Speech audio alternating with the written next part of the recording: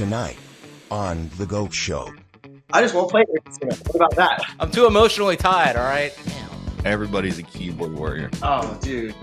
The problem was, this came a big problem. Like, I was getting so much pushback. That's even worse, though, right? Stop picking on our boy. I'm LeBron James of crypto. Don't get it twisted. Welcome to The GOAT Show, the show where we celebrate and debate all things great. My name is ZiLLY, aka Ravine. I am your host. I am joined by my co-hosts, Fresh and Deezy. Gentlemen, how's it going? What's happening?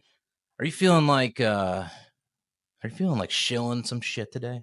Are you feeling enterprising today? If you aren't pumping bags, get the hell off of the internet, bro. If you aren't pumping bags, get off the internet. Man, well, I'm glad you guys are in the mood to do some shilling because we got an amazing guest today who we're going to get to shortly. But before we do, Fresh, what do the people's gots to do? You gotta like, subscribe, hit the bell, drop a comment, send it to your mom, your aunt, your uncle, your boyfriend, your mom's boyfriend, anybody who's trying to pump their bags, baby. All right, yeah. If you're in crypto, NFTs, meme coins, Web3, any of that type of stuff, you're definitely gonna want to stay on this show because we have an amazing guest. But again, before we do that, a word from our sponsor. Blood beard, what a beard.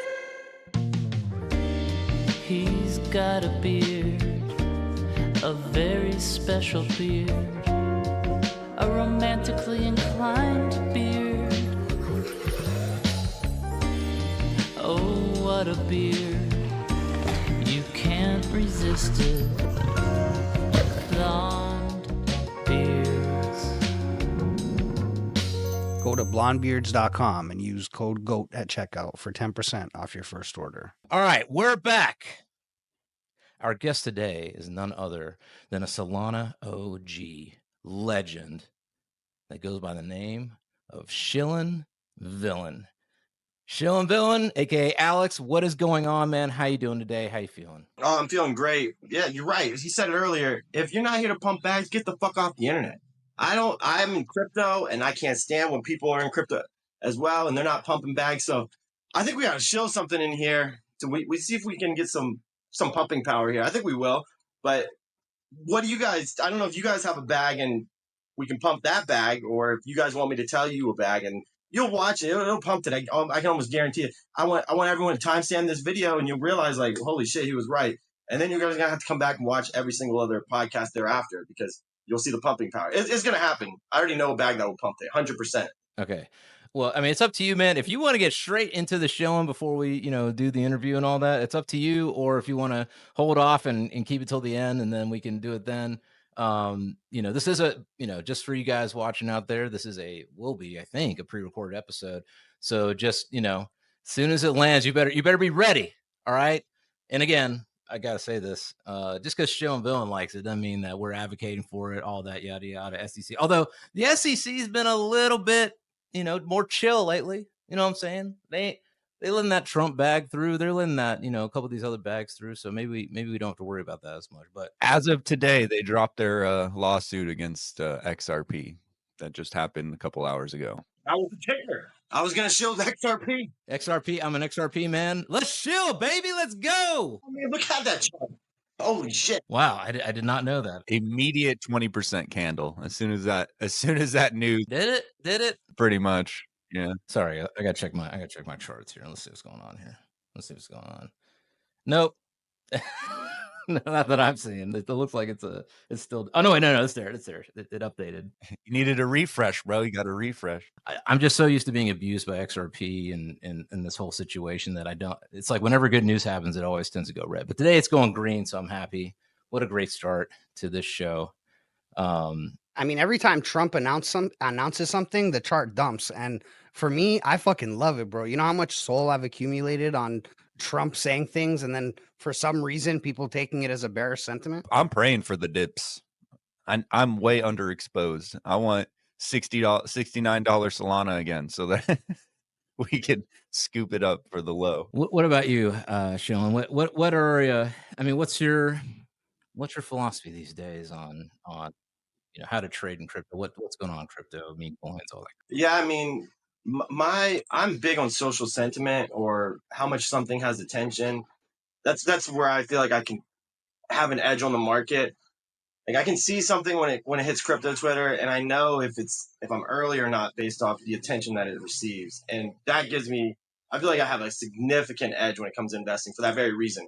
Most oftentimes, like what I see people fail is they see it on their timeline and then they think it's a great buy because it has all this attention. Like the Magic Eden token. I don't know if you guys are familiar with that, but that token had like all the attention in the world before it even launched, before it even was even live, and like everyone, like it's the chart. Like I knew what the chart was going to do before it even launched. I'm like, this is a chart that there's no one else coming in because it has all this attention.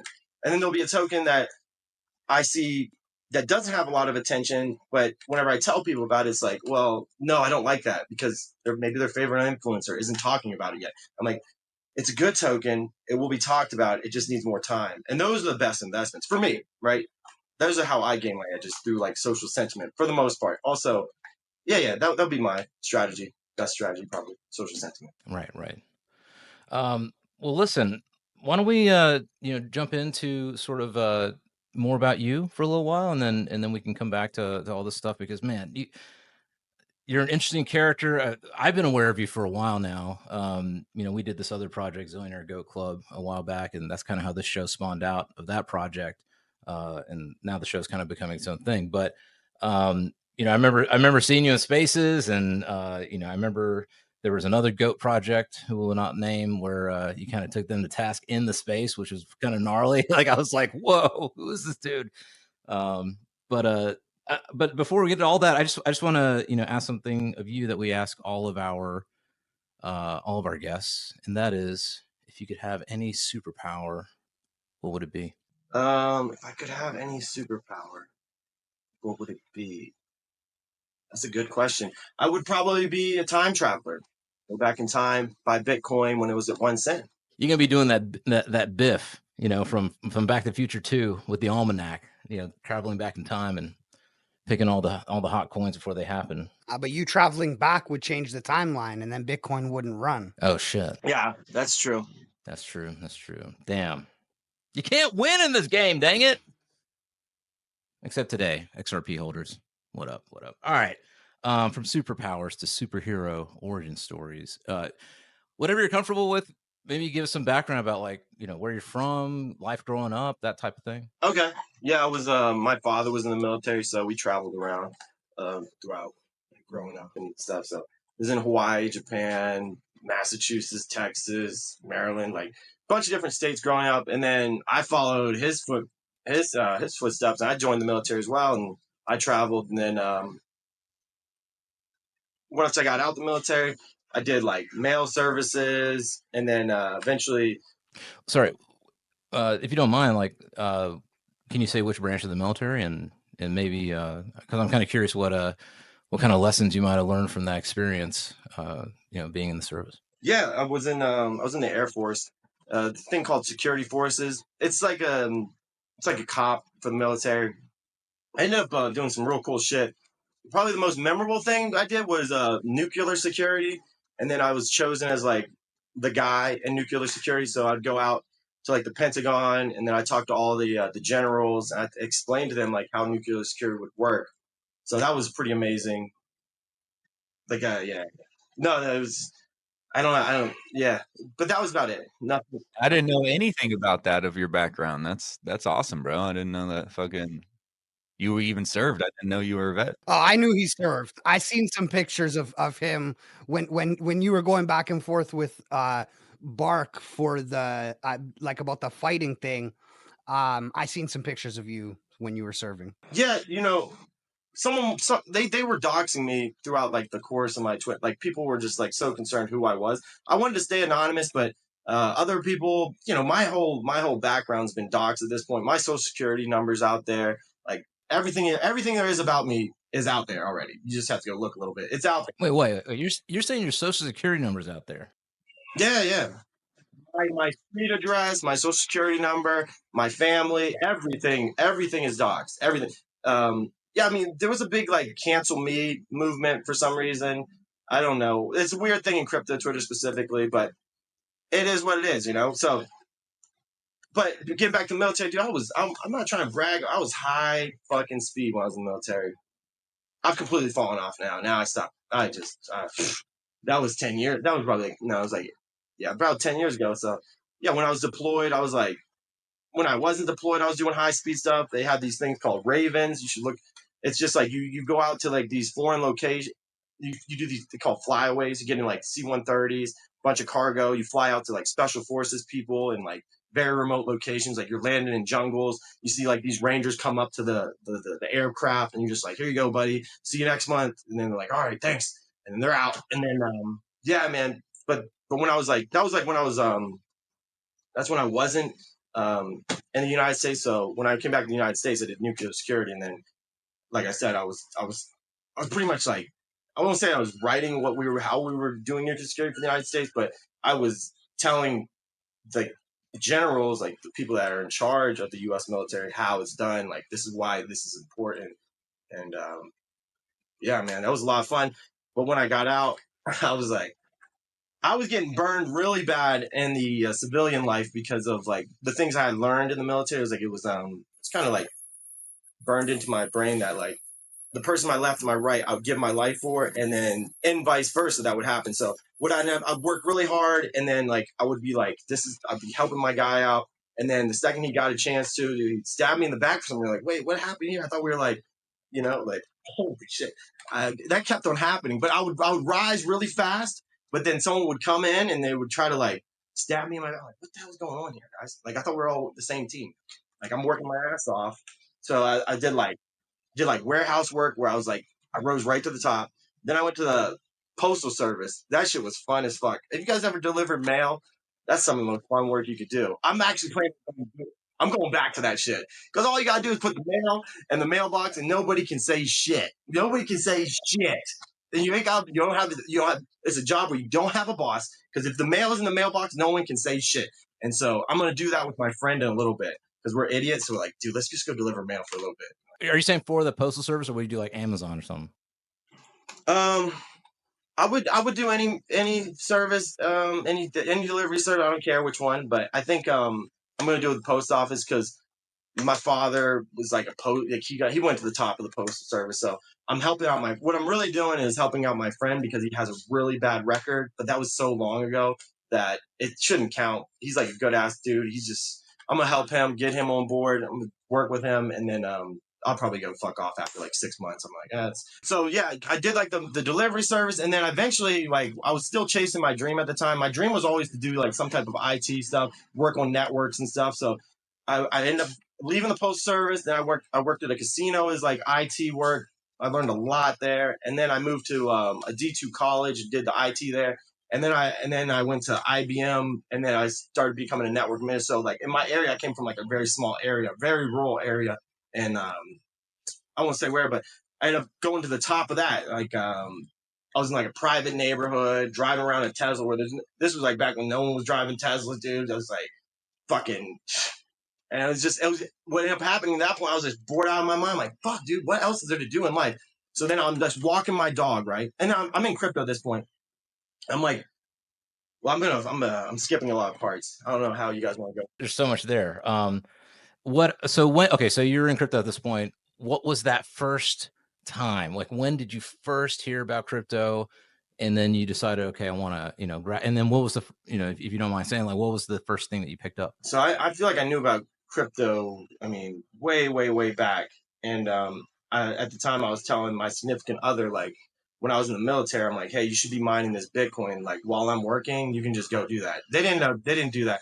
When I first got into like actually like putting capital in was like 2017 ish, or probably a little bit before that. Before, like right when Coinbase was introduced on like on like mobile devices, when it had the three tokens, like it was Bitcoin, Ethereum, and Ripple were the three that first were listed on like the Coinbase app. So that's when I first got involved. I was working at the college at the time, and I was like it was very like you had a lot of downtime. So at the time I was just focused on option trading. So I was on stock twits. I don't know if you guys are familiar with that, but my account was huge on stock twits, like everything, like as I was always tracking Tesla, AMD, Nvidia, like all the top trending options. I was always having a comment on them, like what they're going to do that day, and I became pretty good at calling it. And my account kind of grew really fast on that app. But then I eventually, I was always using Twitter because you would have listings for coins on their exchanges, and I felt like Twitter was the fastest. So I had my notifications on for Twitter. But it happened in like I'd say around 2017. But I was still more focused on option trading than I was on crypto. It was when the NFTs came out when I stopped doing option trading and just went all in on crypto.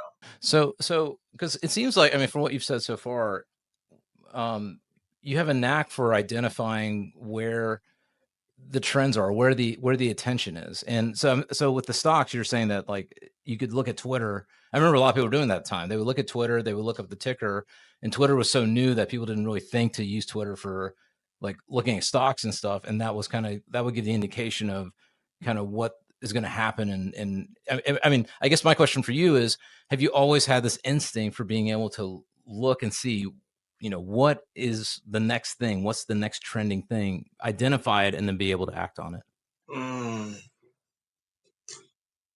I'm like no better than anyone else. I think where I maybe separate myself from others is that I have a passion for speculation. Like I really enjoy the idea of like what could happen next. Like I don't know if you guys play fantasy football. You guys play fantasy football at all? Sometimes. Yeah, sometimes. Not every year, but. So I was like huge into fantasy football because it was a lot of speculation. Like, what will this running back do this week? And then you base it upon all the indicators you can find. Like, here's this running back. He will do this because of that. And then that started to exist a lot more in crypto. Like, why will this happen? Why will this token do something? Because this or that. Like XRP this morning. Why did it pump? Well, you had the regulation drop. But I mean, that obviously that's like grand scale. But you start to bring in your microscope, and then you can see like there's this speculation in crypto that doesn't really exist. It does exist in options, but exists higher in crypto. Like you can tell, like, okay, we have earnings reports coming out. So will it perform? Why will it? You start building up all these indicators. It's like a fun game of speculation on what something will do. And then you add finances on top of it. It makes it even more fun. Like, oh, there's money behind what I'm saying. Like if I'm wrong, I'm losing money. If I'm right, I'm making money. It's people will call it gambling, like investing, gambling, probably interchangeable word, but I believe it's just like improving probabilities, and it's done through speculation on what may or may not happen. And I find it very enjoyable. I imagine you guys do too. I imagine everyone does, but it's like some passion I have. It's weird.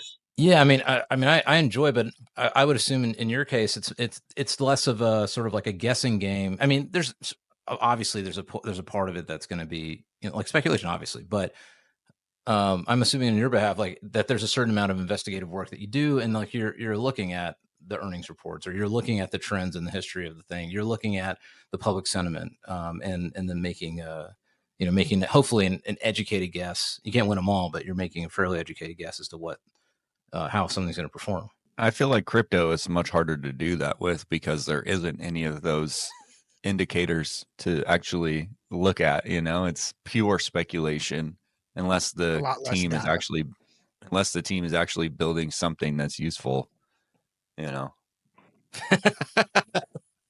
Useful. Useful. What do you mean, bro? If the team is building something useful, it's Nobody going to wants fucking it. zero. It's going to Nobody zero. wants it. The only time it's going to the moon is if you can speculate on it. That's it. Yeah. The minute they produce something, going to zero. Sell the news.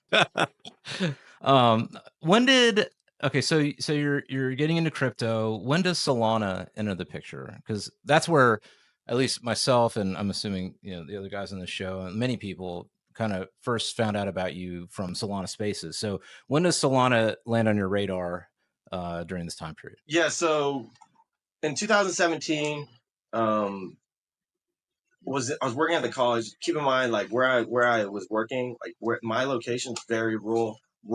Although it's like a very prestigious job, it still didn't pay that much. So I end up in 2017. I ended up making almost like I didn't put much money into crypto. I think I started with like 5,000, and then at the top it was worth over 100,000.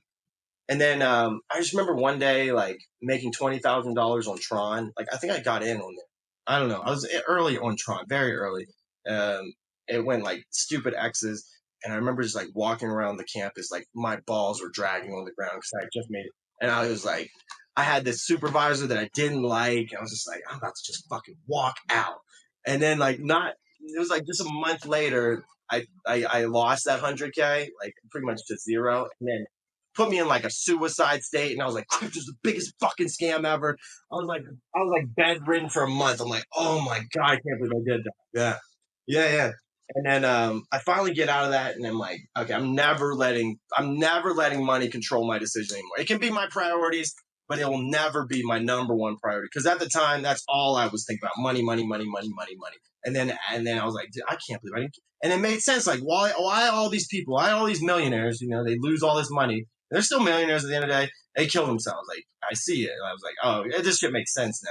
You know, you lose something you worked, quote unquote, worked hard for. It hurts. So it just changed my priorities around from that moment on. So, and then fast forward. So I was out of crypto for all that time. That's when I was doing all the stock shit. Fast forward to NFTs. My good friend, he told me about them, and I was like, "What the hell are these, dude? I don't want to touch these things. These things are garbage." Like, I'm like, a crypto product, dude. I told him about my story about 2017, and I was like, "This shit's a scam." Da da da da da. And then finally I capitulated. He's like, because I liked BitBoy. I always liked him. He had the biggest YouTube. He's one that I think it was either him or I think his name Trevon James, the BitConnect guy. I don't know if you guys are familiar with him. In 2017, I was watching all their shit. And I was like, all right, BitBoy's showing this shit. He had a thing called Pluto's Alliance. And I don't know if you guys are familiar with that. What you had to do was you had to own a token to get into their whitelist. So I bought a bunch of their tokens, and I think I minted it was BitBoy and Deezy's project. It's called Pluto's Alliance. I minted Is this on Solana at this time, or is it on ETH? This is Ethereum. Ethereum, gotcha. Yep. So I mint a bunch of them. I forget what the mint price is, but I made not a huge bag, but I made a bag, right? I made like, it was how fast I made it was like, holy shit. I think I put like 500 in, and then the next day it was worth like over $20,000. And then at that point in time, I was like, all right, I'm done with options. Like, John, fuck this shit. I'm going straight to NFTs. And then I started doing all these ETH NFTs, and it was just like mint and print, mint and print, mint. As long as you got the mint, you were printing. So I was working with getting like everyone else. I was in the stupid ass Discords, working my roles up, doing whatever I can to get whitelist. And then the Doodles mint came around, and I didn't have whitelist for this. And it was like a 0.069 or 0.08. I don't know which one it was. It was one of those two. And I went to go mint it, and the first transaction failed. I think I put it to like half ETH. And that's when ETH's like around 4K. So now I'm like, okay, I'm going to do 2K in gas.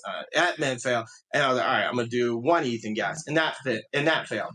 And so I didn't actually mint a doodle because I wasn't willing to pay more than 1 ETH in gas. So it came out like at like around, if you paid mint price plus gas, I think it was like 1.2 ETH when it first listed the doodle. Oh my gosh. Yeah. And so that's when I was like, oh, dude, like I like ETH NFTs, but I just don't want, I hate paying this gas shit. Although I didn't pay I like the transaction fail. There's still like a micro transaction. It wasn't much, but I'm always like seeking like, how can I like greater my profit margins? And like a lot of people shit on Robinhood or Webull or any of these like free stock trading apps. They're like, oh, like you need to use a real broker.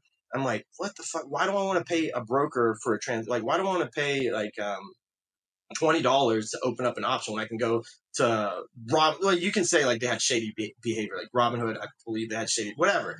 But like when you're doing lots of transactions, like when you're doing lots of options, like when you're doing like you're opening and closing these things like multiples a day, like that starts eating into your profits. Like these things are eating your profit margin. Like I'm like, dude, I'm paying like $50 every time I do open or close this option. And the same thing happened on Ethereum. I'm like, dude, every time I want to fucking transact on Ethereum, I'm paying $50 to list it, $50 to sell. I'm like, how do I grade my profit margin? Well, then they had a couple of different chains, like Wax. I don't know if you guys are familiar with that one. That one didn't have like any, but the one, yeah, that one had like no transaction, but there just wasn't enough users. And then I had a friend working on a project. Yeah, it was called Snek. I don't know if you guys are familiar with it. It was like a free Solana mint. It was SNEK. That was even the first thing that got me into Solana. It was, yeah, I couldn't mint any of them. I was so used to Ethereum that I was scared to like spam the transaction where everyone else on Solana was like spamming transactions. And they were like, how I was in the Discord, I'm like, how the fuck I was on the call. I was like, how the fuck are you all minting this? Oh, you're just an idiot, da da da, like talking shit to me. I'm like, fuck you, tell me how to mint this shit. He's like, you need to click the fucking. I'm like, dude, I'm not gonna spend all this. Like, I'm thinking like in Ethereum terms, but like, dude, I'm gonna get wrecked on fucking gas fees. So I'm like clicking it very slow. Transaction failed. Fuck. I wait 5 more minutes. Transaction failed. And then mint it out. I'm like, I didn't mint a single one of these things. I've been fucking here since day one. I was bitching and moaning. And then I went to called Digitalize. They didn't, I was smart enough to look. I wasn't smart, but I knew enough to like tell. Digitalize at the time was listing, you could list anything, right? Where these other marketplaces like Solana Art, they wouldn't list everything. They would go out of their way to verify a collection. So Digitalize, whenever something would launch, you would go to Digitalize, and it was completely decentralized. There was so many fucking scams. So when they launched, it was first on Digitalize, and people were just making fake NFTs and listing them, but I was able to read the Soul Scam well enough to tell if it was a real one or not. So people were willing to take like $10 profits on these things. So I was scooping them up, and I made a big bag on them. I sold a couple for a couple thousand, and I bought them for like pennies. So that's what kind of got me originally into Solana. And then I fell in love with it when I was like, wait, I'm not having to pay $50 to list this. I'm not having to pay. Yeah, I might have to pay $50 like every single transaction. And I'm like, okay, the profits aren't great for NFT on Solana. Like you're not going to mint for something for like $1,000, sell for $100,000. Well, what will you do? Well, you can mint equivalent. Like you can mint $1,000 worth of that NFT, and then like you can sell it for 100,000. But you're just gonna have to, instead of minting like 10 ETH NFTs, you're gonna have to mint like 10x or even more than that. Like you're gonna have to mint like 100 to 200. Like that's what I was doing. I was minting in the hundreds range of these Solana NFTs. I want to pause for a second there, because one of these things with the ETH versus Solana NFT thing, and I guess what's happening with new NFTs coming up and all that, is, I mean, that gas fee on the ETH NFT in a way made ETH NFTs something that people held longer, right? Because in order to do anything on ETH, and even to this day, there's all these gas fees associated with it. So unless you're really looking to trade or looking to do something, or there's some project that really has weight to it, you're not willing to go through all that shit. Whereas like the argument for Solana on the flip side is, it's a lot easier, the lot less fees, the speed is a lot faster, but the challenge is that a lot of people are creating, it's easier to create projects on Solana, and it's easier for people to get in and out of different NFTs on Solana. So I'm just kind of curious, like, how you feel about that. I mean, it sounds like your preference is, hey, look, in and out, do your thing, and cool. But I'm just wondering if you feel like, if ETH NFTs have more weight to them than, say, Solana NFTs. I mean, this talks about like friction in trading. Like, do you think it's beneficial for friction to be added into trading? Because I mean, you can look at it like on a positive. It's going to deter like reckless trading where people are over trading, or like these. It adds like speed bumps. Like you can't move so fast. Like the market can't find its market price as fast. Which, I mean, I can see where it could be beneficial. Like you have like, but for me, I'm more of like I like to trade a lot. When I'm trading, I want to do a lot of trades, and I don't like friction. It's like this psychological toll that needs paid. And I just think all it is just a slower determination of fair market value. Like the market value will be determined. It's just done at a slower pace. That's all I see it as. I don't really see it as a benefit. Like I'm like, it's gonna get to its market price. Maybe it'll just go slower, but that also means it will go slower up as well as slower down.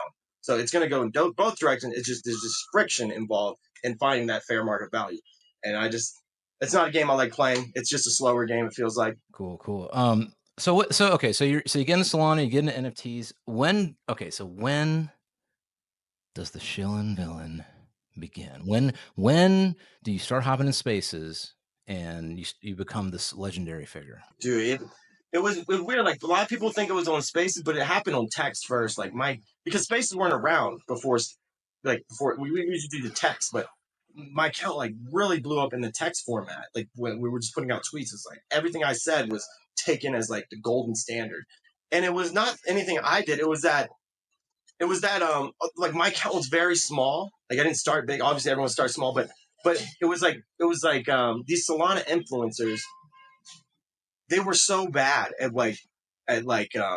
at the game because I was used to dealing with ETH influencers who are much more intelligent than Solana influencers at the time. Right now, at the time, at the time. Now it's completely transitioned where I believe the people that have influence over Solana are much more intelligent over the people that have influence over ETH. It's shifted. I believe it's shifted at this point. But at the time, it didn't. It was like little kids. You can say that about meme coins, like oh these like kid, blah blah blah whatever age thing. But at the time, like and I didn't know this, right? I didn't know all this. I was just tweeting how I felt. My name was Shillin Villain, not because I'm a villain. It's because like I am shilling my bags like a villain. Like I'm Shillin Villain. Like I'm I don't know how to say it, but that was the whole account. Like I'm just gonna come on this timeline and I'm gonna put my bags all across it. That's all I did. And then it got to a point where I couldn't do that anymore because it was like I was causing pump and dump so hard that yeah, I would pump it hard as fuck. Like when I would put out a tweet about something I was bullish on, it would pump it so fucking hard, but it was not sustainable. And then it would dump it very hard. And it was like it was almost fucking over projects. Like projects were like, yo, you got to show my project. I'm like, dude, I can't do it because it's actually going to be net negative. Like it's going to be net negative. It'll be short term, very bullish that I talk about it, but like although I like you for your own reason, I can't show your product. If I do, it's going to have to come from like an objective lens where maybe people will think I'm bearish on it, and you don't want that either. So for that very reason, I'll just be like a silent investor, like a silent supporter. And if I find like an opportunity where I can talk about it positively, I'll do that. But it started through text. I want to stop there for a second because there is a sort of in the world of crypto and NFTs and meme coins and all this stuff, right? You have influencers. And a lot of people, as soon as influencer talks positive about something, it's inevitable. People are gonna look at that thing, jump in that thing, do that thing. It doesn't necessarily mean that influencer is trying to, pump and dump anybody. It's just they have influence, so they're gonna say, "Hey, this is what I like. I think this is cool." Now, some of them are. So I'm kind of curious from your perspective, the role of an influencer in crypto and Web3 and all these things, like.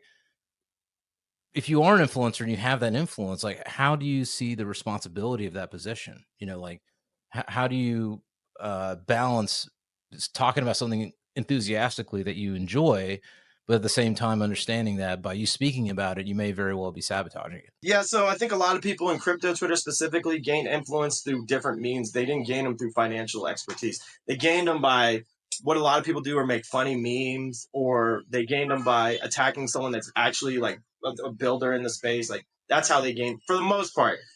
I'm speaking in general terms, talking about like 95% of crypto Twitter influencers. There are the 5% that did gain influence through being subject matter experts in financial trading. But it's hard for new accounts or new people coming to crypto Twitter to deter like, wait, that guy has a bunch of influence, but they didn't realize like they just said good morning every day and then they just made funny memes about things. But here they are dropping that now they have all this attention on this product. And it's like it's not like they have good financial advice. It's that they gain influence through like good mornings or making fun of someone. That's very big in crypto Twitter, is making fun of someone to gain attention. It's like everyone's like they like to be a bully, and then everyone likes to try to be bullies online. It's really weird. It's something that that stuff bothers me. This online bullying in crypto, like.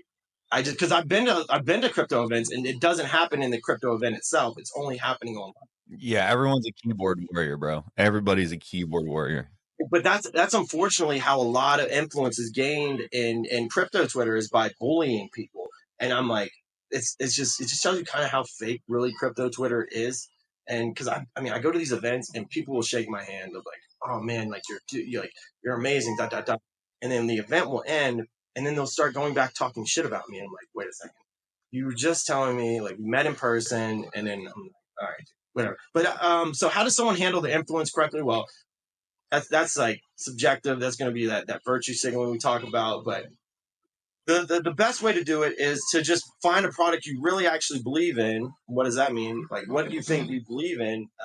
Like, just don't look at the price of it. Something that you see like a real person doing something real, like as real as you can be, and then getting behind something like that. That is how I would suggest someone goes about it. Because at the end of the day, I mean, you're back, but what happens most oftentimes is someone's like, oh, this token's going to the moon. It's backed by Anon's person that no one fucking knows about. Oh, by the way, I've received 10% allocation, but I'm not going to tell you about it. And I'm going to dump it on your head. That's all I'm trying to do at this point. That's the realistic part of it. But very few are going out of their way to go find like a real builder in the space, get behind something that could change the space like that. Because you know why? Those opportunities don't really exist. Those aren't happening every day. What's happening every day? Well, it's some fucking stupid ass meme on TikTok. That's happening every day, every hour that they can get behind. And how many oftentimes do we see a real protocol trying to solve a real problem backed by a real builder? I mean, that's like once every quarter, once every month, and people just don't have the patience, or they try to make crypto their main source of income, not what it should be. I believe crypto should just be like some hobby, but most oftentimes you have these people trying to make it their main source of income. So then their behaviors start becoming, I don't know, man. Like you can classify behaviors as whatever, but they start becoming questionable, I would say, and that's whenever like bad act. I don't want to get into that part, but that's what it is. People will say, if you guys blocked me, I grokked myself, and it's like Shillin Villain, he could be related to scam, but there's no hard evidence. I'm like, dude, go find the fucking. You know what you'll find? You'll end up finding like people just talking shit about me, don't even know how to read a fucking blockchain.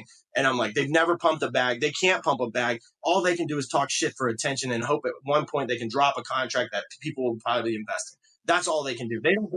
All y'all out there, all you hating NFT, accusers out there. All right, stop picking on our boy. All right, he's an honest man. They can't. It gets attention.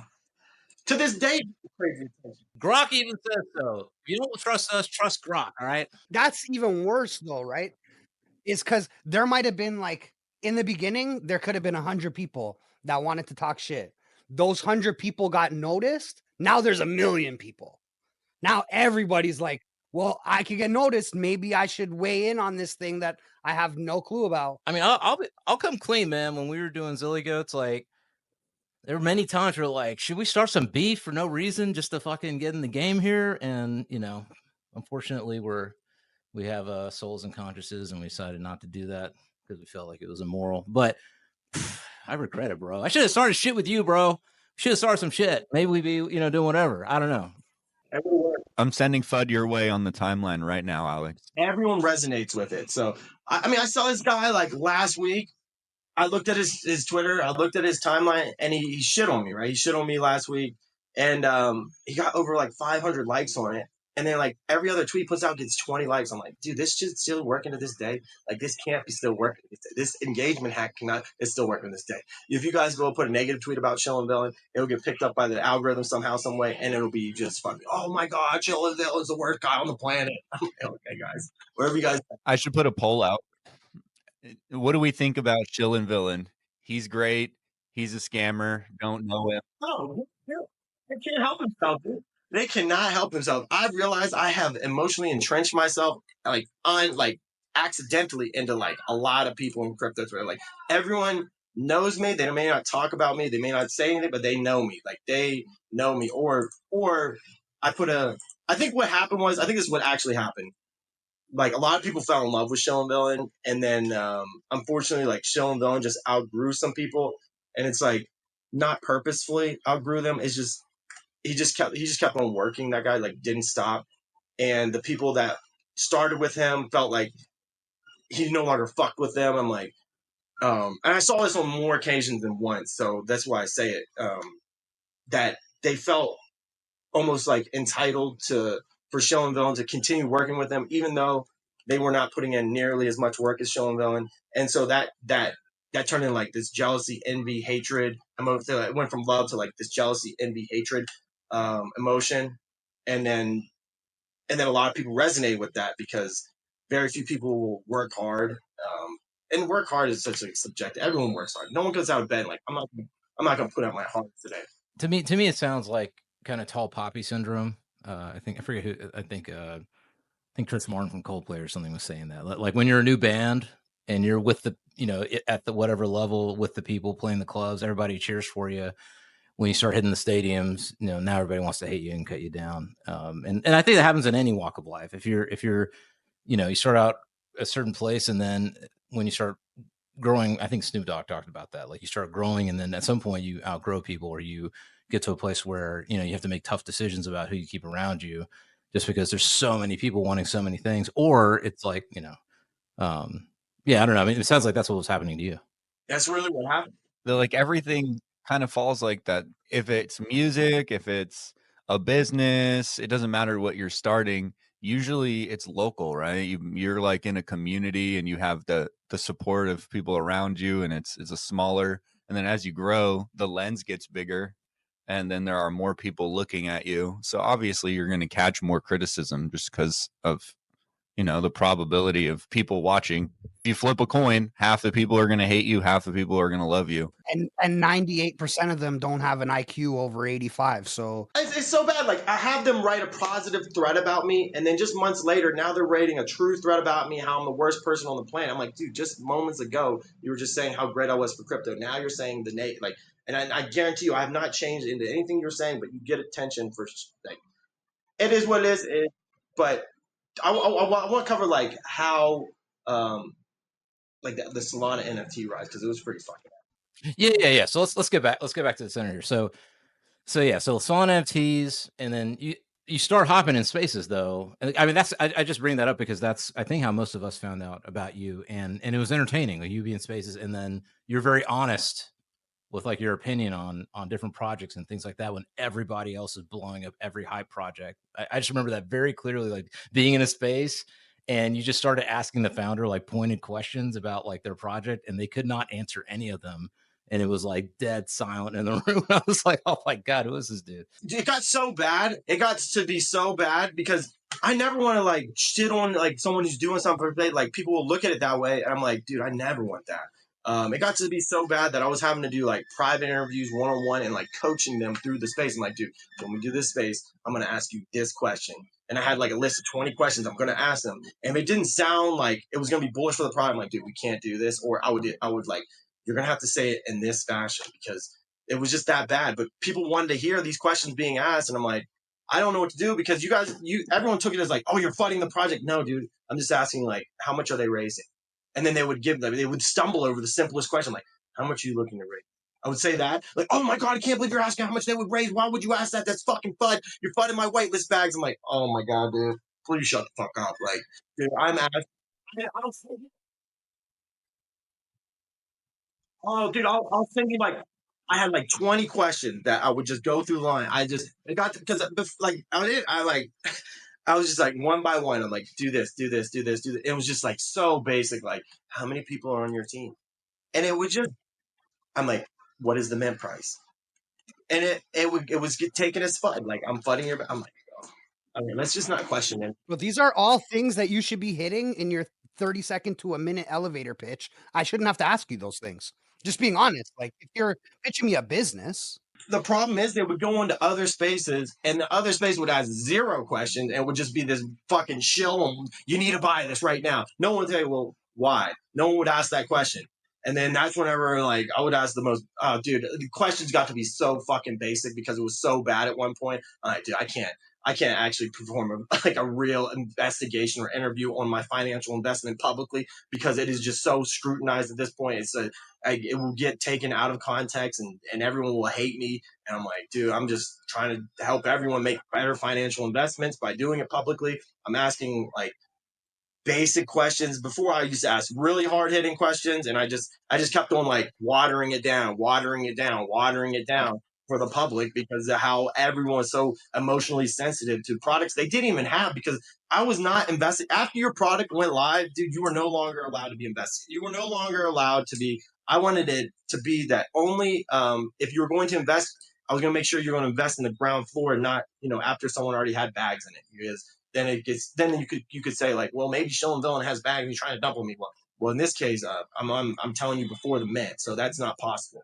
And I never took any type of allocations or any type of payments undisclosed. The only people I ever got paid from were this company called Symbol. It's a venture capital. They were once upon a time paying me. I was once their like marketing. I was on their marketing team. I worked with Rollbit, Hello Moon, and that was it. The other things that I worked with were the Reptile Renegade, but I never got paid for that. But it is my PFP. That's an interesting story in itself. Well, the first thing I want to say is like,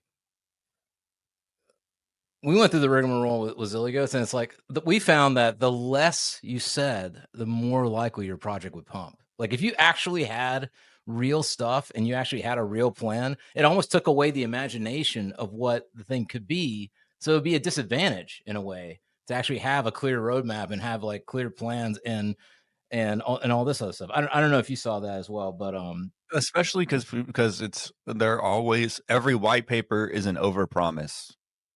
They're not going to hit any of those things. Not in the timeline that they put, you know? So it's that's all speculation. If you say, "Hey, we're going to hit that," you set a limit for yourself by putting that out, right? Like, this is what we're going to do. So people are not going to expect you to do anything greater than that. And if you don't succeed at the things that you say you're going to do, then you're going to get dumped on immediately.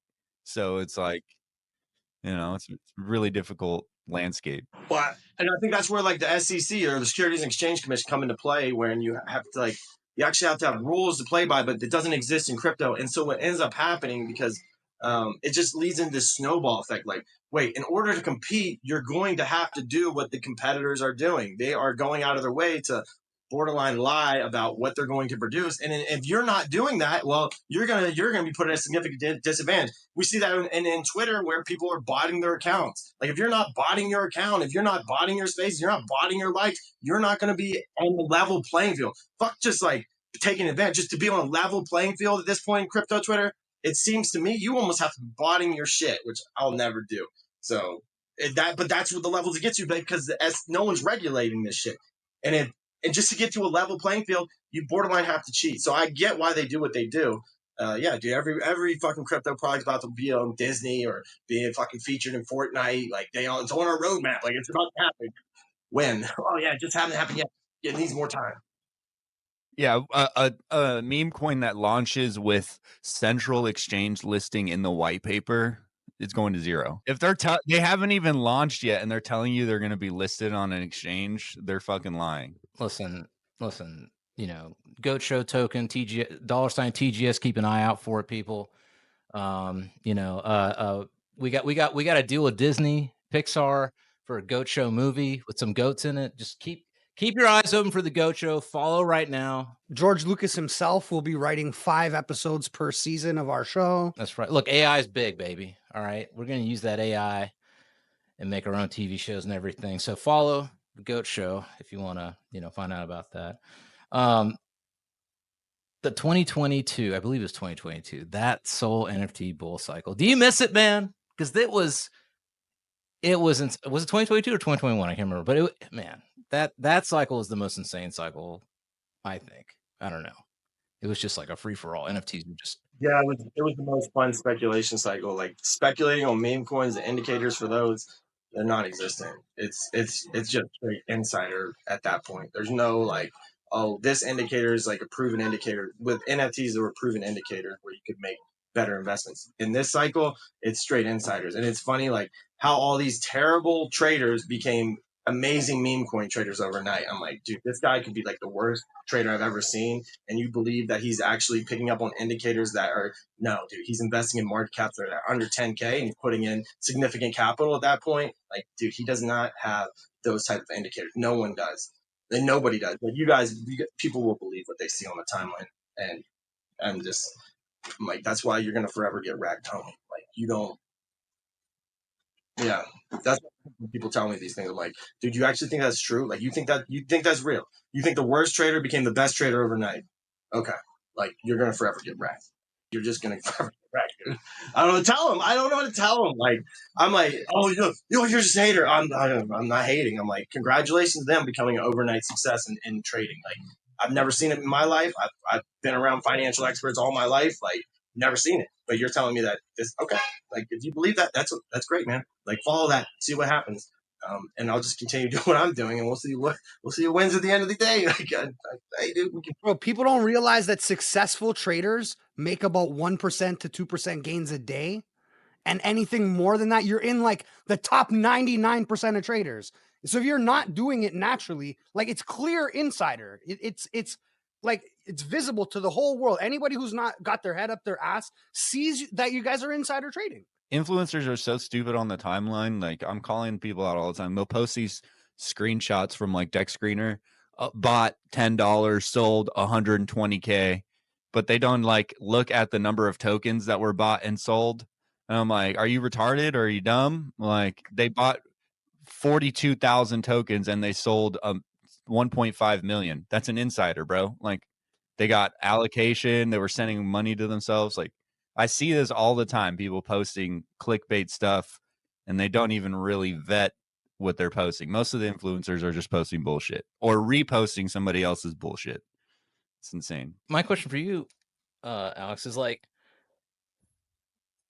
do people really want to know? Like that's what I always question myself. It's like when you go to the casino, you know what I'm saying? You got a couple of dollars in your pocket, throw it in the slot machine, you pull the thing. If you win, great. If you don't, it's like, well, I'm playing slots and I don't know how this shit works at all. You know what I'm saying? Is it the same thing? Is it just gambling and people are just getting the thrill of just rolling the dice? Well, I look at investing and gambling as well. Yeah, I mean, I think that's interchangeable words, investing, gambling. But the thing with, you can say like the difference between like a slot machine and investing is that you have indicators that you can speculate on. That a lot of people do technical analysis where they have all the different indicators on why something will go up.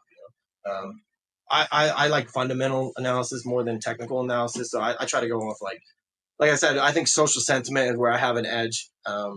Technical analysis, I've tried it. I don't want to say never, but I had better success using social sentiment than I did with technical analysis. I believe I know you can gain an edge off technical analysis. I've seen people do it. For me, it's just not my strong suit. So I just try to work on my strong suit and try to make it stronger. But so that's where I would say investing versus gambling. You can't speculate, well, this slot machine didn't hit 10 times, so on the 11th time, that speculation doesn't exist. And, the slot machines have a completely random number generator that is completely random, and so like there's no way to build up that level of speculation when you have investing. So I still look at them almost as interchangeable. The only difference is, like I said, you have speculation added into investing versus gambling. So easier to hedge your bets. So one question, I mean, we're now in the sort of meme coin world, but looking back on NFTs, I know you wrote a tweet recently where I feel like you were lamenting that time period in which, that NFT time period and you want it to come back. Is that fair to say? Yeah, absolutely. Because there was like, you had real people at least at that point, and you had to do at least something. Like you had to at least generate art. And if you wanted to compete, you had to make a Discord, you had to make a community if you wanted to compete. And the meme coins, you don't have to do anything. You have to go find something on TikTok. Well, that's what they claim, but dude, you just create insiders. Like that's all that is. That's all that's really going on. But they'll try to. It's kind of like when NFTs were pumped. Like they try to point, well, this art's better than that art. No, like this meme's better than that meme. No, that's just smoke and mirrors. What's really happening is they have 90% of the supply of it. Of this one, they don't have 90% of the supply of that one. But getting back, I do want to go back. I feel like I skipped over a little bit. But so you asked like, why did the Twitter Spaces on Shillin Villain really blow up? It was funny because I was just a small account on Twitter. Like everyone starts a small account, but like, why did my account go parabolic? Well, the big accounts on Solana, I was actually giving hard, like I was shilling hard as fuck at the beginning when I didn't have like this huge pumping power. Oh man, I was relentless on that timeline of my bag going across people's faces. I was like, look at this bag, bow, look at that bag, bow. I was smacking in the face with it.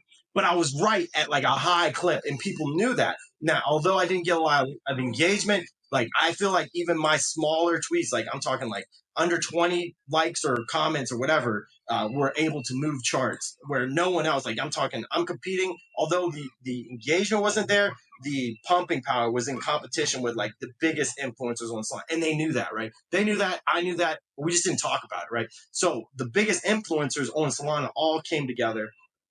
And then they formed this thing called Enigma Ventures. Are you guys familiar with this? No.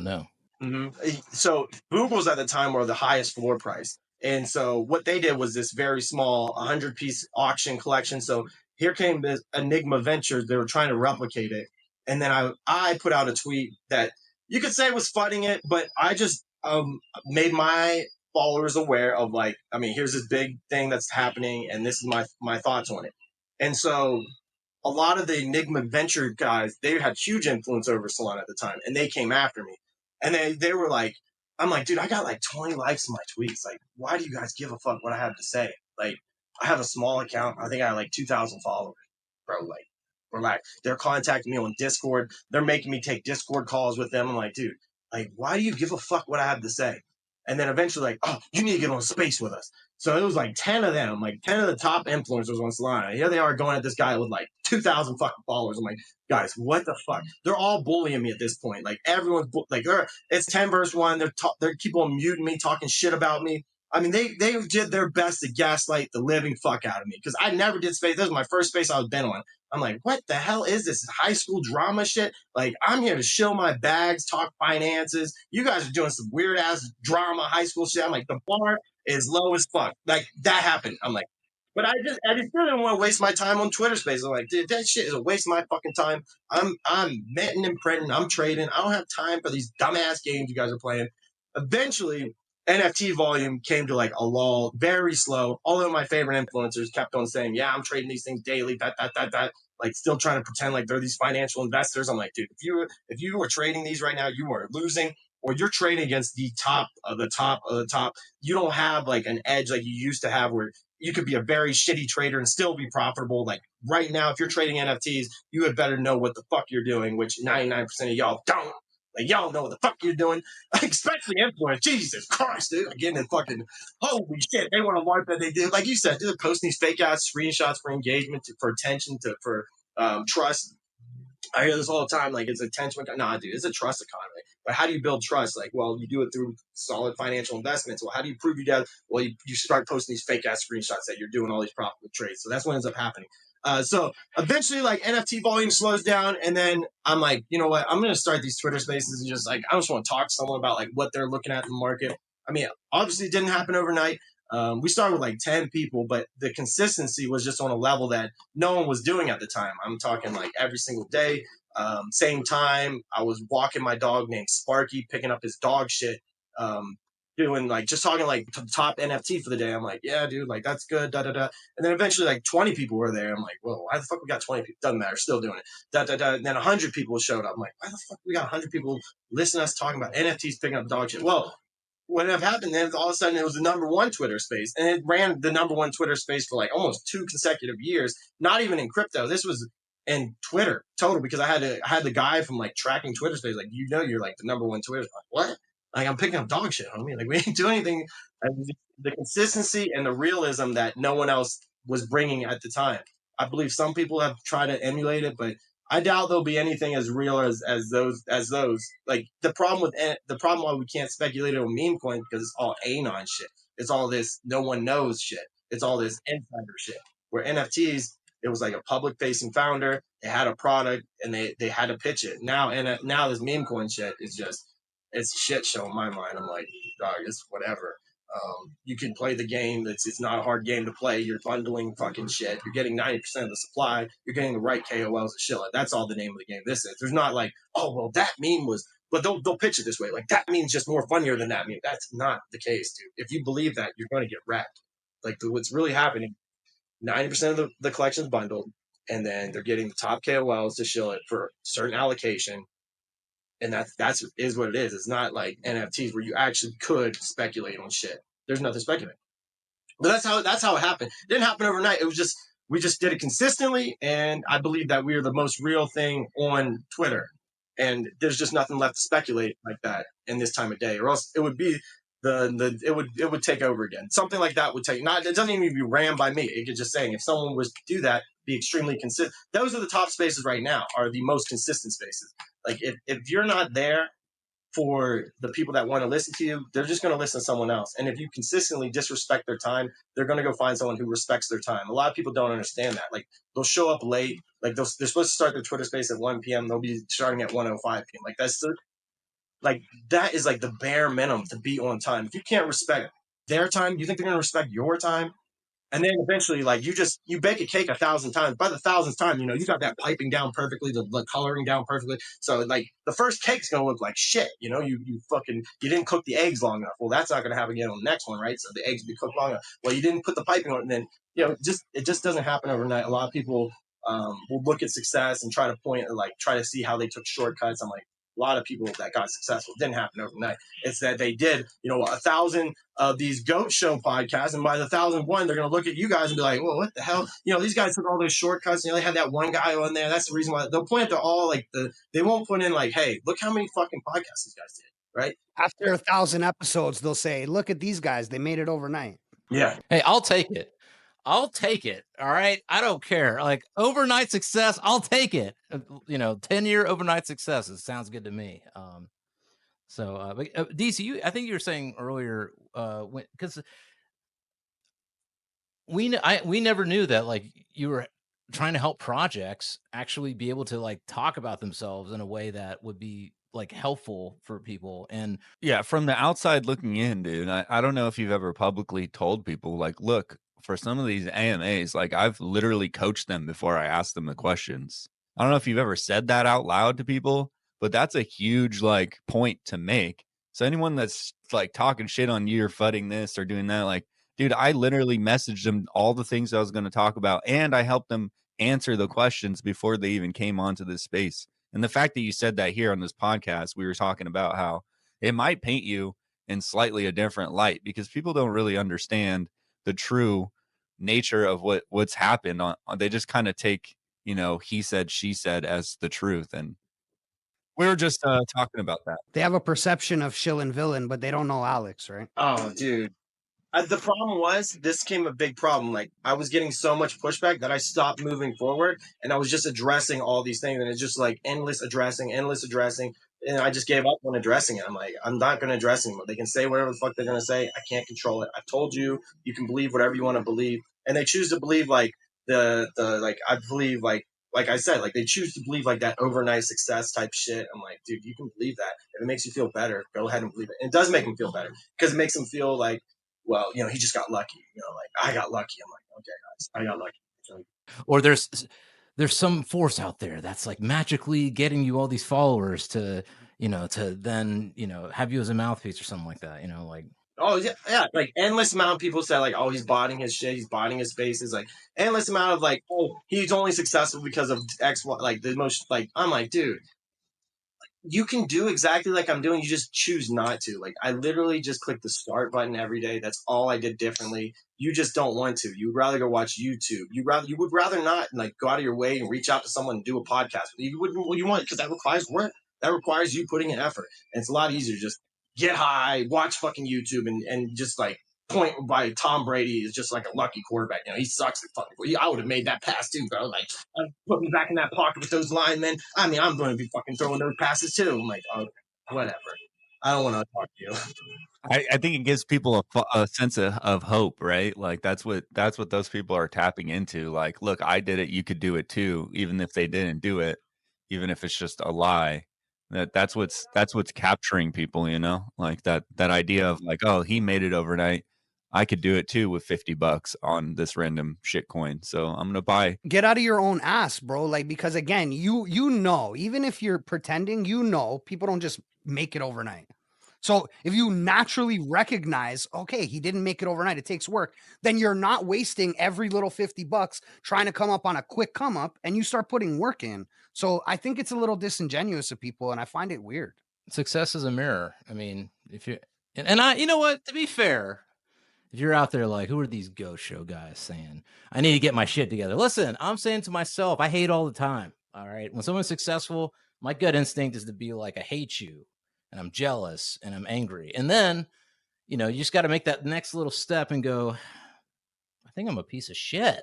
I need to get my shit together. Like at some point you got to make that transition. Like it's okay to hate, but you got to make that transition to maybe I should look at myself and what I'm doing in my life. And is this really what I want? And what do I need to do to, get to the next place? Yeah. Anything you're externalizing, you should apply to yourself.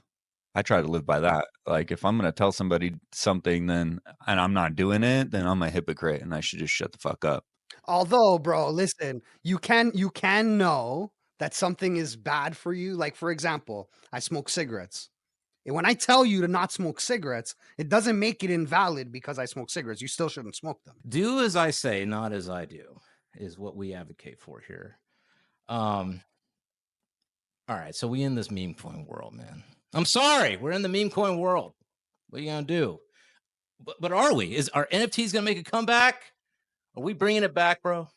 I think they could. Yeah, we were seeing a little bit of it, but it comes back into that friction side of things. The other thing I feel like I missed out was like when my account got suspended. That was like peak Shillin Villain shit. Like I'm talking like it was insufferable to look at the timeline for me at the time. I would literally like I couldn't even look. I would just say good morning, like throw my phone away. Like I don't want to read that shit because there was so much negativity thrown my way at that point. I couldn't get on there. I'm like everyone thinks I'm a piece of shit. I'm like, dude, I'm just picking up dog shit every day. Like I can't even look at my phone anymore. It's so bad. And then they went out of their way to get my account permanently suspended, and that was before I even had like a crypto product to talk, like actually have one even close to my name. Wait, hold on. Sorry, zoom out. Why did it get suspended? Like what was the reason for it?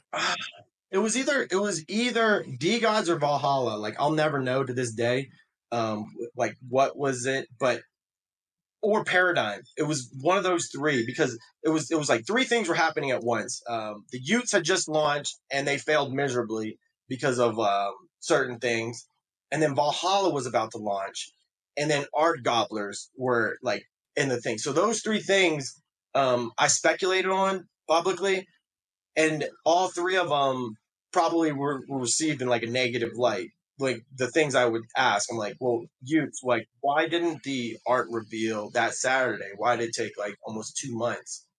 If you look at like the Utes, like I had a huge play in like a role. A lot of people thought I was a Utes founder, funny enough, because no one really knew who Frank was at the time. At the time, like he was known, but not as known. Right?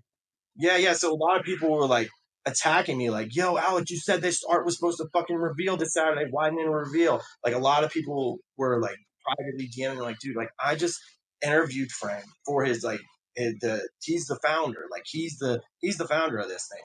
Like, no, you. I'm like, okay, I don't know why I didn't. You'd have to ask Frank. So Frank didn't have like a reasonable answer at the time. Um, he like started attacking me. He hosted this huge truth space about me where he platformed like all the Solana influencers from way back when. Like remember the Enigma Venture people? They got platformed and they were all telling him how I'm a piece of shit. They started like doxing my wallet. And yeah, dude, this thing was huge. I'm saying like there was like 4,000 people. And then this is when I was working at Symbol. I was their marketing agent at Symbol. Then they started lying like what I was doing at Symbol. They're like, oh, he's doing this. Then the next morning, the Symbol founder, like, he's like, he got, because they doxed who he was on that space. They're like, this is who you need to contact. So his inbox got completely blown up. And they were all telling him, like, you need to fire Shillin Villain because he's a scammer. And I'm like, who the fuck, like, what are you guys talking about? So I told Symbol that next day, I'm like, dude, I'm just gonna step away, man. Like, I'm sorry if I brought any negative light to your company, but I never wanted to do that. Like, that's not what was, I never wanted to bring anything like that. I really liked your company and I was happy to work for you. I was like so proud. I like made sure everyone knew where I was working. And then they're like, no, we want you to stay. But then they got to be so great that they were like, hey man, like we're gonna have to let you go. Like it's just like we know like the timeline's not right, but it's just that the whole sentiment at this point is like everyone's just saying all these negative things about you. I'm like, dude, I totally understand. It's fine.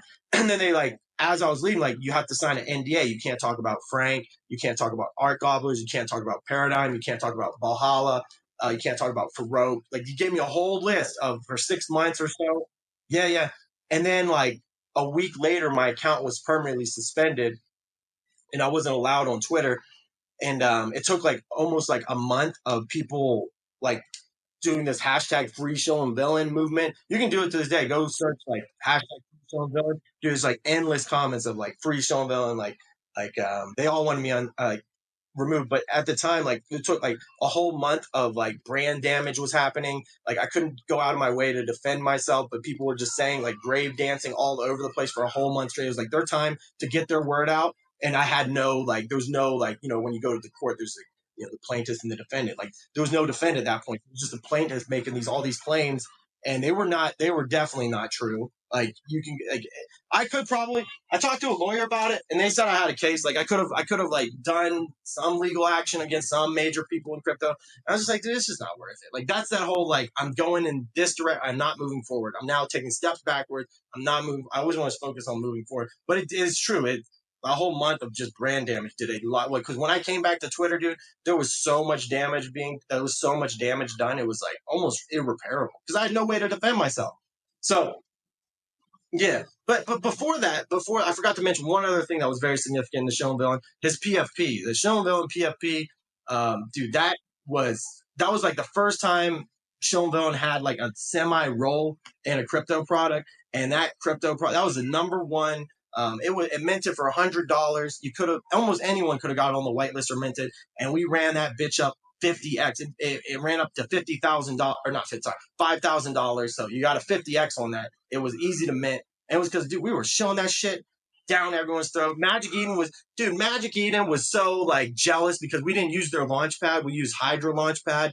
They were like, yeah. We were hosting big, like, there were big Twitter spaces on it before Twitter spaces were real big. I'm saying like 700, 800 people were tuning in, ... And then the fucking founder was a rugger from Balloonsville, and then he rugged the project. Oh, no.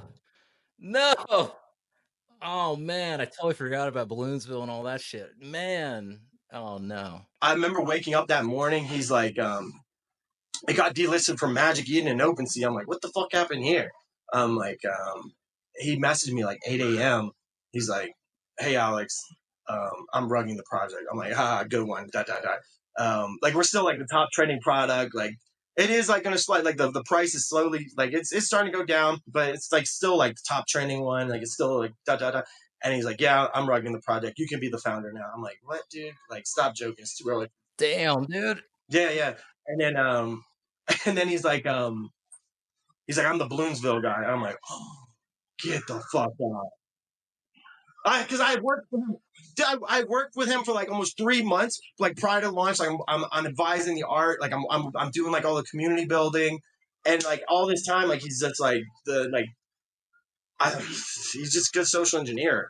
I mean, you got to give him credit for being such a dastardly villain. You know what I'm saying? Like, that's some mustache twirling fucking genius right there. I mean, no, I'm not saying it's okay. I'm just saying, you know, that guy made a rep. Yeah, he's good with his words. He was good at weaponizing his words. I mean, there's a reason why like Balloonsville did so well, and it got on to Magic Eden. There's a reason why Reptile Renegades did way better than Balloonsville. It passed all Ethereum NFT volume, all Solana NFT volume, the price act, like the volume and price, like it was so organic, like you can't replicate that shit. And I want to say I played a big role in it. But damn, when that shit rugged, dude, oh my god, cancel army. What I remember, like, I was like, oh fuck, like they were coming after me, like, Shillin Villain, like, oh man, it was heavy. That shit was heavy. So there was a couple of like cancel Shillin Villain movements. So then, okay, so we get past me getting fired from Symbol. This is all stuff that I don't know. You never talked about this stuff publicly. I don't think. Maybe in spaces. I don't know. But this is all news to me, at least. They were big at the time, dude. I mean, Jesus Christ, when the reptiles minted, and then when they rugged, I mean, hey, Jesus Christ. Maybe I was in my own bubble, but it wasn't, dude. That shit was huge because it was the number one NFT. It was the number one. Like, I have screenshots of it flipping like all the NFTs in volume, all of them like price action. I made like I didn't make anything off of it, but at the top, you know, like I minted like everyone else. I paid the same price as everyone. Everyone could have done what I did. Like, I didn't have any type of insider advantage. So I minted the same price as everyone else. And like at the top, I had like unrealized over 600,000 off of like gains. Like, so what I put in versus like, because I said 50x. So you can just think like, how much did I put in? 50x that, how much you put in? Like 12K. You put in 12K, 50x that, you're sitting at 600K. I didn't sell any of it. I round tripped it all the way fucking down to zero. I was like, oh my god, dude. But because times passed, round tripping, and like it didn't really bother me all that much. And that got to people. That's what really, really got to people, because they thought I was hosting these spaces making millions of fucking dollars. Like, oh my God, Shillin Villain's just getting paid millions of dollars to do space. You guys don't fucking know. I'm like, dude, I couldn't give a fuck about money. It's never been my priority. I work at IBM. I'm making more than enough money. Like, I'm doing this because I actually enjoy it. So you don't. That's a reason if you were in my position, you would be doing nefarious activities, but you're not in my position because you do nefarious activities. But you want to say I do nefarious activities. I'm like, all right, dude, believe what y'all want. But it was a common narrative that I was being paid millions of dollars to talk about crypto products. I'm like, Doc, I'm not getting paid anything. Eventually I did get paid to do talk about crypto when I was working with Symbol. I was their marketer, but it was always like IBM was always like my main job. Network administrator at IBM, dude, skills pay the bills, baby. Check the resumes, you know. Yeah, dude, like check my dude, when they went out of the way to dox me, it was like nothing but positive. It was like y'all are so embarrassing. Like everyone else would shill this resume like that they had. Like they got their, they got a degree in computer science. They're working at IBM. They're network administrator. They get their backgrounds in the military, dude. Everyone would be shilling that shit down my throat about how that's what everyone tries to gain credibility off their past accolades. I'm like, don't tell me what the fuck you've done. I care about what the fuck you're gonna do. And like that's all I try to focus on. Like I don't want my past to be like the reason why I succeed in the future. Like that's not a winning strategy. So, but they don't even want you to do anything though. Like, I mean, most of these projects weren't doing anything, and they were going like, parabolic or whatever. So I don't want to hear it from y'all. All right, I'm sick of y'all. Okay, pick a project, hang tight. Who's with me? Anybody with me? Deezy, Fresh. Anybody with me? No crying in the casino, right? Wow, that's the people that are rugging the casino are saying that. No cry. They're trying to push that narrative of like, oh, you didn't get like, oh, no cry, dude. I would bitch that I didn't get insider information. You did. Yeah, you're goddamn right. I will. No cry in the casino. Fuck you. Like, I just won't play in the casino. What about that? Okay. I'm making my own casino. Yeah, you're saying you can make millions of dollars if I don't. Yeah, because you're getting insider. It's whatever. It's all this social engineering game for these people that don't know how to trade, so they have to focus on something else. They can try to social engineer people.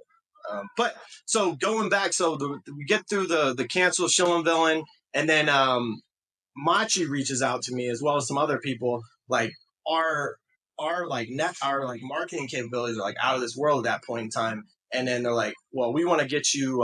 We want to do an angel investment in you guys. Me and Bart talking about me and Bart at this point. And I'm like, all right, like, we'll try it. We get some private investments in us. Bart and I, it's nothing like right about, like, it's nothing like huge, right?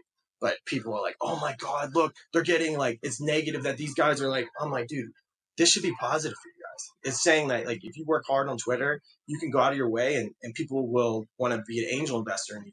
So unfortunately, we did this angel investment and we pitched to a bunch of people, but they just weren't, we were trying to do YouTube like you guys are doing. We built out a YouTube. Bart, if you guys don't know, is like a huge, like he made a huge TikTok account. I mean, like millions and millions of followers on TikTok. So he's trying to do this on crypto. And I'm like, well, we can use like what he knows on social media and then my ability to like talk about crypto and we could probably make some type of thing work. We try to pitch it like, hey, you're going to want a piece of this marketing brand on YouTube, but we could not get that fucking YouTube off the ground. I mean, Bart, I'm telling you, if you look at the video quality that Bart put out, it's like, go look at them. They're like the top like what you see on TikTok, like the top, like he knows, like it comes down to the sound, to like the cinema, like everything. He knows everything about it, like what it needs to be, and we couldn't get it. We tried pitching it to people. We had a couple of people that would want on, but I would say it was a failed venture. We couldn't get anyone, but we didn't take any retail money. It was all private, and then still people were like, "Oh, well, ... And then the next thing we worked on were DeFi apes. It wasn't just me; it was other people. Like King Flood was there. There was other people, but no one was paid. There's no like, no one's getting paid. What we did receive were the people that were helping. It was Machi's. Well, I don't know if Machi will say it, but it was Machi's project, right? He won't. I don't know if he say it or not, but it was Machi's project. People, there's threads written that I made 22,000 ETH off of that project. I didn't make a penny off that project. The only thing I did for that project were I got to host giveaways, which were a lot of fun to me because I was able to give to people that helped me get to where I was at. So I gave it was well over 6 figures in NFTs, like well over. And It got so bad. Like they were selling for like 0.6 ETH. So at the time, that's like $2,000. So I'm giving away $2,000 NFTs and then there was in bunches. It wasn't just like one or two. I'm talking like 10 to 20 at a time. Like I'm giving away over $20,000 to $50,000 in NFTs at a time. But people were just flooring them fucking things. Like oh my gosh, as soon as they hit their wall, they're like boom. And the person that was eating it was Machi, and he was bitching him like, "Hey, Alex," he'd be bitching in my ear. Alex, you're dumping on me. Quit telling the people like a dump on me. I'm like, okay, how do I give someone $2,000 and them not instantly take profit? Like, how do you do that? That was during blur farming too, right? Yeah, everyone was like, oh, like Machi was the number one NFT trader, and people were shitting on his life. I'm like, dude, you guys have the number one NFT trader. Like, it's on the blockchain. It's verifiable. You can go look at the high scores. All these people that claim to trade all these NFTs, they are not anywhere to be found on that fucking high scoreboard. But they're claiming that they're fucking trading NFTs like everywhere. Like, I'm like, you guys realize these are all LARPs. Like, you guys do realize they're not anything that they say they are. You got believe what y'all want. It's on the blockchain. That's what I mean, man. That's why I think like it's that's part of the game. I've kind of just accepted that about NFTs, crypto, meme coins, whatever, all these things. It's just part of the game. Speculators going to speculate. They're gonna, and then when they lose their shit, they're gonna blame you, and it's just that's all part of the game, I guess. You know what I'm saying? You can't take it personal, I guess. And at this point, it's almost impossible to not have some sort of insider or early buyer that's going to wreck your project. Like, unless you really execute control over the supply and like you're not giving out a bunch of token and you like really have enough liquidity to support your project, like it's impossible to really make something today and not get, like, even look at Trump's token. Down bad, and he owns 70% of the supply. I don't think they sold a single bit of that, but still, and that's the sitting president of the United States, bro. The most influential person probably in our history, and it's it's like $10 right now from 70 something. That's it.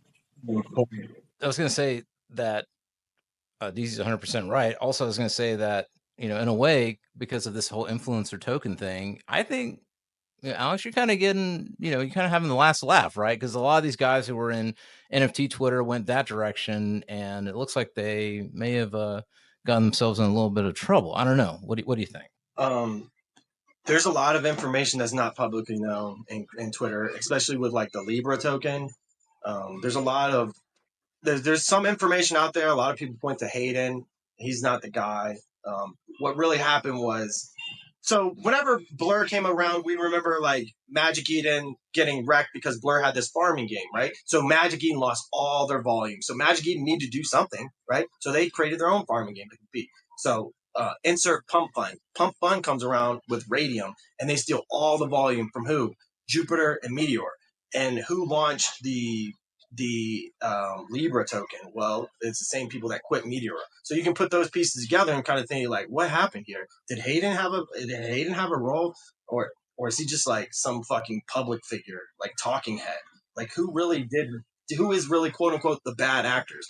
Maybe the people that lost actually significant dollars in volume lost.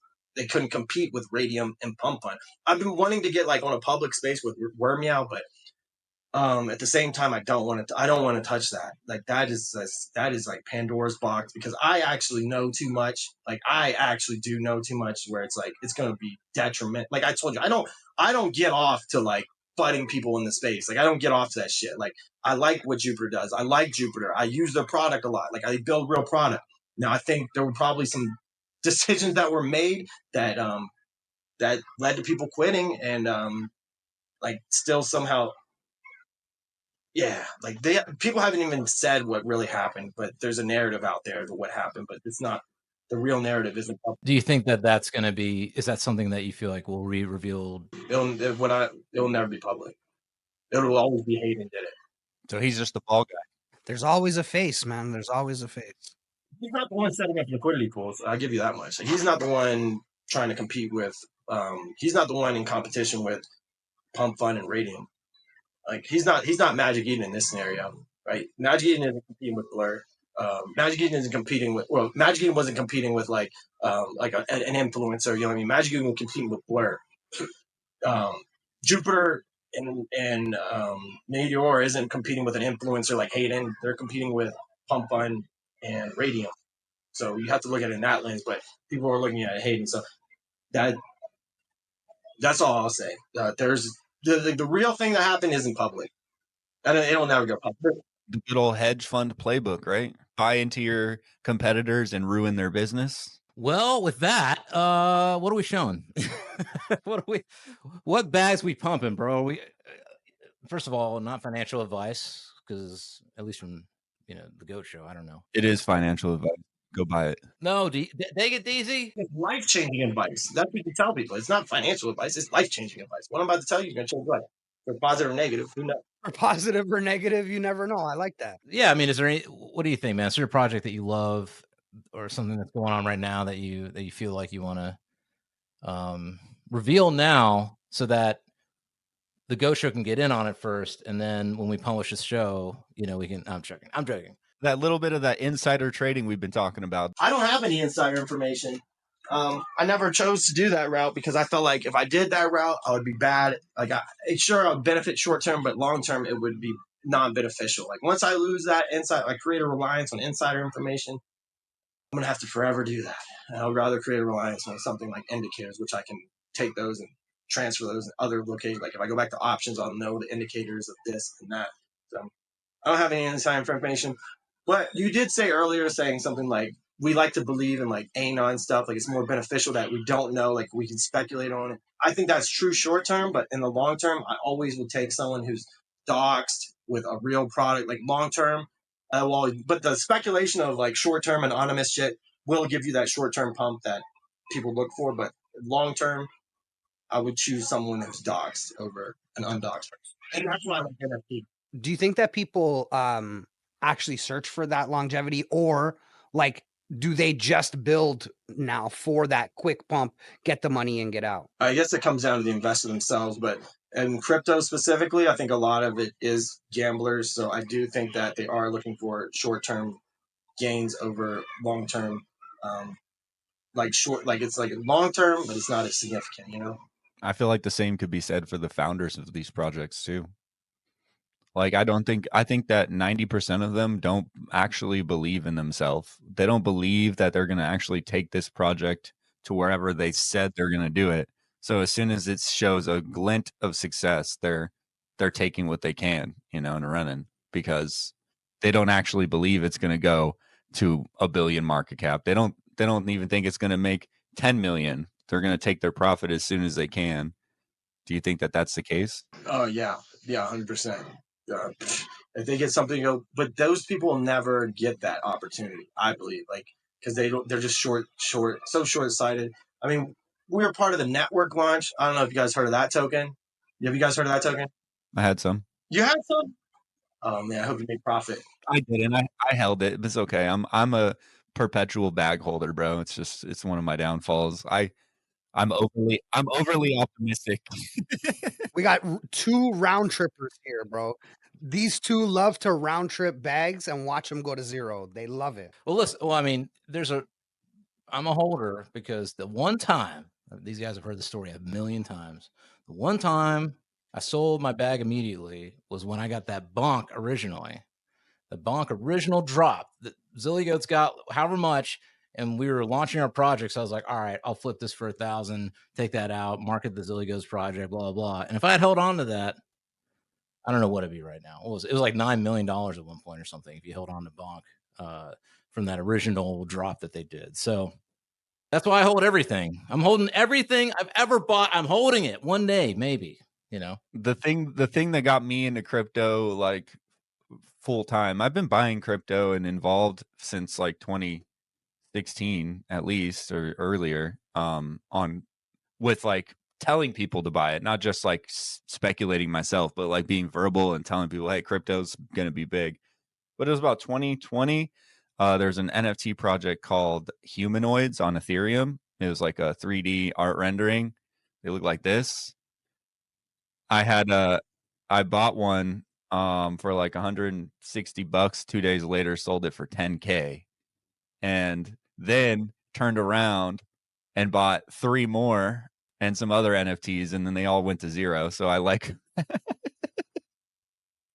turned my 10K to like $1,500. Still 10x my money, but yeah, dude, that's been the journey, is perpetually holding bags. Now I've eliminated my emotions and I look at the actual potential profit. But I'm there, bro. I think we all started there somewhere. We all fucking held a bag to zero and hoped that it would go to 1 million. My bag to zero was Polygon. I like, so when I came from like just buying Bitcoin and ETH to like Web3 through like Decentraland and trying to buy and sell land on Decentraland. And so I had a big bag of Decentraland mana and a big bag of Polygon. And that shit went to like fucking, I ate shit on that. And then that's when I got into DeSo and Solana. Well, now we got a $sign TGS. So at some point, we'll send you $1 million, Alex, just for funsies, and we'll just hold. I'm joking, man. I mean, I'm kind of joking. These guys won't let me drop a token, bro. Don't ever do it. We told him it's potential suicide, bro. Like It is. it's probably not worth it. But even before I did a token, my account was permanently suspended.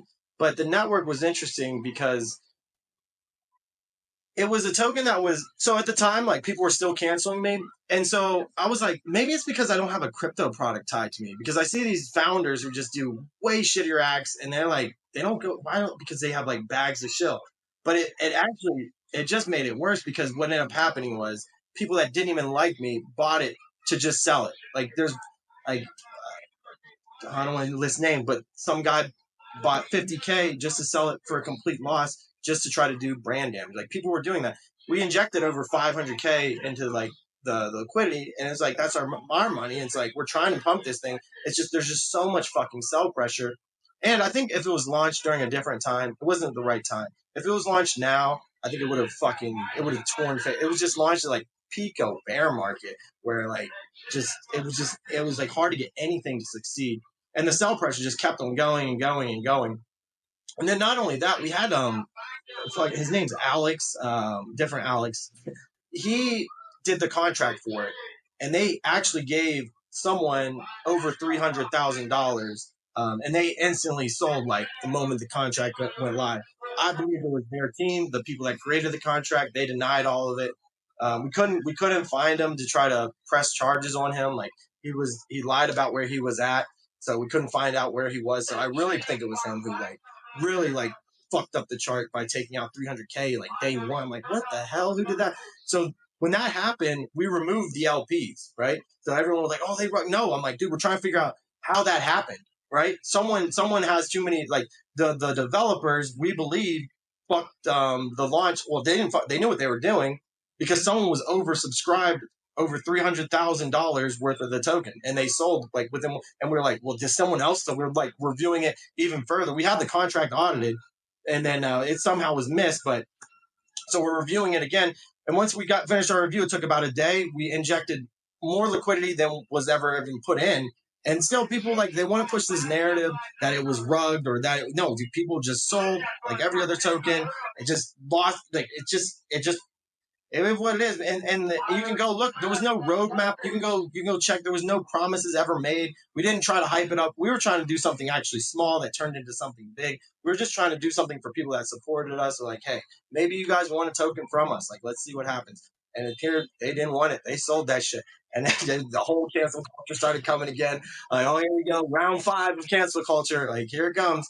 I'm like, I can't stand people that just go around trying to cancel people. I'm like, that's all they do to get attention. Like, dude, I'm just here to pump fucking bags. Like, if you're just here to cancel people, dude, get off my application. Like, no offense to CoffeeZilla, but he's never made a profitable trade in his life. His whole brand is around things that happened and trying to cancel, like, the most popular thing in all the turn. Like, he went after, who did he go recently after? Hayden. Like, you're so fucking wrong, Coffee. Not only are you wrong, but you didn't even help people make money in Libra. You just talk about it after the fact. Like, you're But anything for attention, I've realized like people want to just go with the side like, oh, I'm not. It's not that I'm a bad investor. It's that this thing happened. I'm like, no, dude, you're probably a bad investor. But you'd rather just not take accountability. It's much easier to go that route than saying like, oh, dude, maybe I made a bad investment in Libra. Like maybe I just didn't read the indicator. Maybe those people that's showing it always get insider information. They always dump on me. Like maybe that's been going on, but they'd rather just point out to like Hayden's a bad actor and da da da da. Like I'm not gonna take accountability on my actions.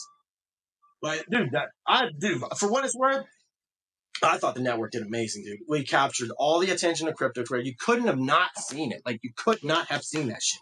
I know nobody could have marketed that better than us. I'm like, yeah, I want to see y'all. I want to see y'all try to do that shit. Y'all couldn't, dude. Y'all couldn't. You could not do that. Anyone that's hating, try to repeat it. You can't. Can't be done. You will never put in that much. You'll never put in that amount of hours, that amount of work, that amount of like. I mean, I'm talking like I don't know how many hours of work to put, but people will just disregard it, disregard all the hard work that went into it, and just point to the negatives. I'm like, I won't. I know what I did. Because you know what I've been doing? I was like, maybe I really did fall off. People actually had me believing I fell off. Dude, I went on to another application, and then like within a month, my account, like anonymously, was like the number 1 account on like a major platform. Not like TikTok or YouTube, just something else. I proved to myself that I was like, okay, Twitter actually has a problem with this app of trying to cancel people that have attention for attention. It is a Twitter specific thing. I don't think it happens on YouTube. Maybe it does. Yeah, so like the network happened, and I feel like that gave them enough, like before they didn't really have anything to stand on for canceling me, just like speculation of something. But having like my name hard tied to this product, they gave him like enough standing ground to be like, yeah, he is a scammer. Yeah, he is that. I'm like, dude, you guys have launched endless fucking tokens that never even seen the light of day, that went to zero before I could even get fucking like, dude, even with like a $300,000 exploit by the developers, it still was able to pump. And I'm like, dude, show me if you could pump fucking anything, homie, then show me it. But you can't, dude. Like you can't. It can't be done. You can't get anyone hyped. There was a lot of problems that needed fixed during that launch. We left the pre-sale open way too fucking long. We gave everyone access that shouldn't have had. Like I said, we had people, bad actors, buying to sell for a loss just to try to cancel. Like it was a lot of problems with the launch itself. So if I was to redo it, I would have redone it completely different. Like I would make it so exclusive, and I would handpick everyone, and that's how I would have done it differently. Man, I feel like your guys' skill set is in the marketing. I mean, maybe that's just the thing you guys do. I mean, you're so skilled at it. Like you can do it for anything. I mean, I'm not even talking about crypto. I'm talking about any product in the entire universe. Oh hell no, dude! Go check my portfolio. Go check my on-chain activity. It will shit on all these fucking losers that have insider, and I don't use any of that shit. Dude, you know what's funny? It's like, you know what's funny? They doxed my personal life, right? And it was like, God damn, like this guy's perfect. I'm like, you're right. And then they doxed my portfolio, and they're like, dude, this guy has like all these fucking transactions, like thousands social profit, like I'm like, yeah, dude, I'm just that fucking good. Like, dude, go look at it. I minted for every fucking dude. I minted DGods for $300, and I sold them for $50,000. $50,000. I want to see anyone else do that shit. You won't, motherfuckers. And it's on the blockchain, bitches. I'll be me. It's on the blockchain, bitches. Oh my God, dude!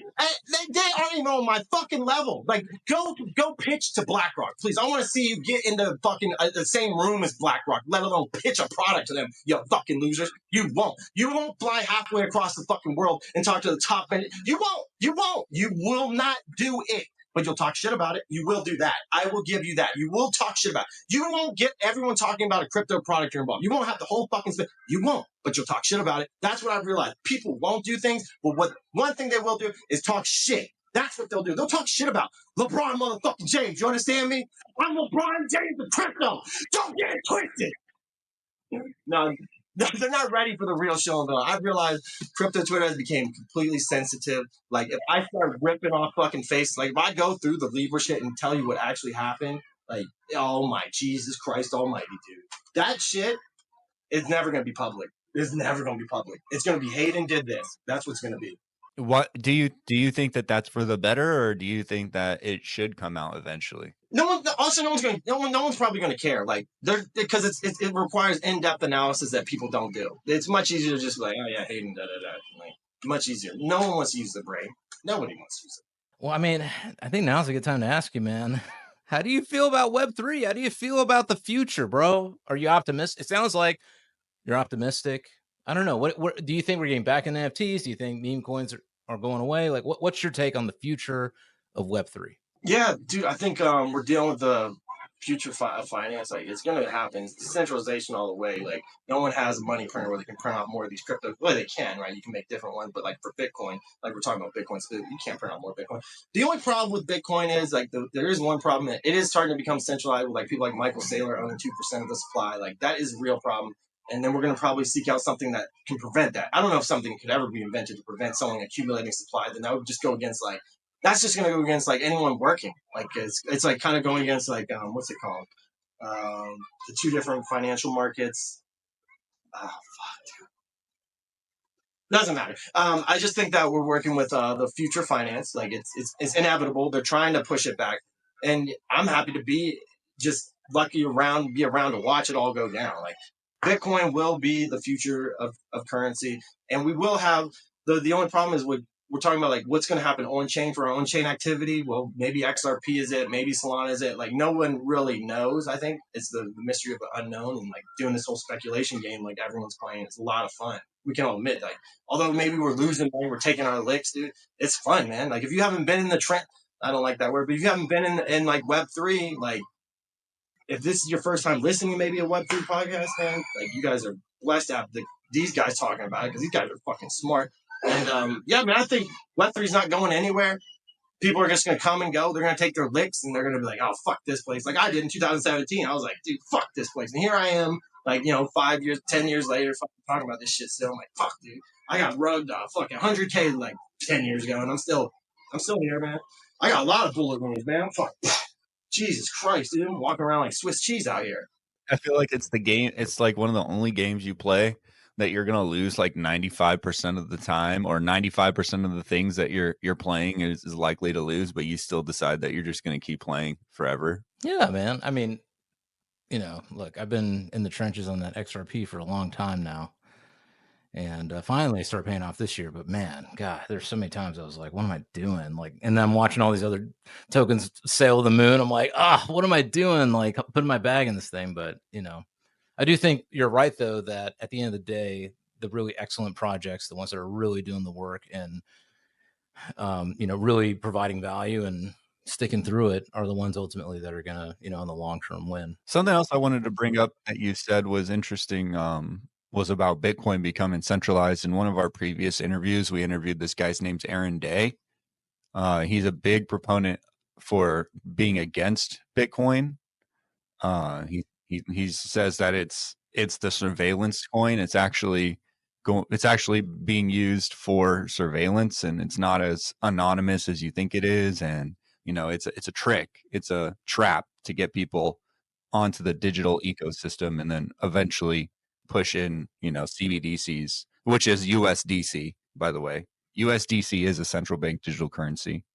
That's why we don't need one. But yeah, it's super interesting. The question I have is, if Bitcoin does get super centralized and then we see an opposite of what it was created for, how does that affect the whole crypto market?